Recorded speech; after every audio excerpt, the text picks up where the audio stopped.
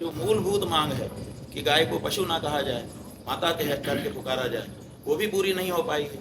और जो ये तो थ्योरी की बात है, और प्रैक्टिकल में गायों की जो दुर्दशा है, पूरे उत्तर प्रदेश घूम के हम आ रहे हैं, बड़ी हालत खराब है। पत्रकारों ने हमसे कहा, जब हमने गौ आश्रय केंद्रों की चर्चा की, जो आदित्यनाथ जी का जो पशुपालन मंत्री है धर्मपाल, जो आप लोगों के सामने बोलता है कि मैं 12 लाख गायों की हम गौ आश्रय केंद्रों में अच्छी व्यवस्था कर रहे हैं, 2000 करोड़ रुपया हमने निकाला है। हमने सब जगह पे पूछा कि बताओ क्या हालत है, तो लोग कहने लगे कि बहुत खराब हालत है। और एक पत्रकार ने हमसे कहा कि महाराज जी गौ आश्रय केंद्र मत कहिए। हमने कहा क्यों?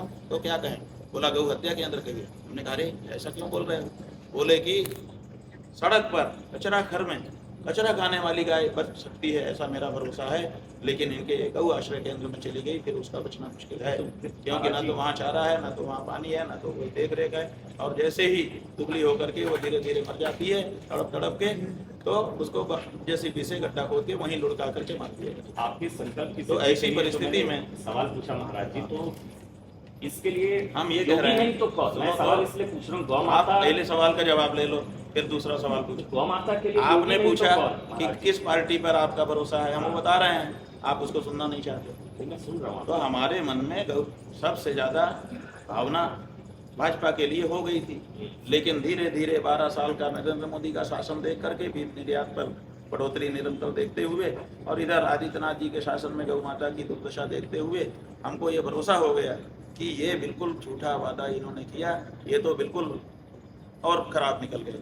तो ऐसी परिस्थिति में हम स्वयं चल करके सभी देश की सभी बड़ी पार्टियों के दरवाजे पर गए। दिल्ली में हर पार्टी का दरवाजा हमने खटखटाया है, ऐसे नहीं बैठे, और हमने सबसे पूछा कि बताओ, साफ साफ बताओ, गोल गोल मत घुमाओ, क्योंकि आप लोगों का जो वीडियो दिखता है, जब आपका व्याख्यान दिखता है तो बड़े गौभक्त दिखते हो, आरती करते हुए, पूजा करते हुए, दुलारते हुए, पुचकारते हुए दिखते हो, और जब डाटा निकल के आता है तो उल्टा निकल करके आता है। इसलिए साफ साफ बताओ कि आप गाय के पक्ष में हो कि विपक्ष में। लेकिन कोई भी पार्टी साफ साफ बोलने को तैयार नहीं। तो ऐसी परिस्थिति में हमने पार्टियों पे भरोसा छोड़ दिया। जब भाजपा नहीं कर पाई तो कौन दूसरी पार्टी करेगी, आप बताओ। तो अब आपको तो ऐसी परिस्थिति पर भरोसा नहीं है, राजनीतिक पार्टी पर? ना बिल्कुल नहीं, किसी नेता पे नहीं है, किसी पार्टी पे नहीं, बिल्कुल साफ।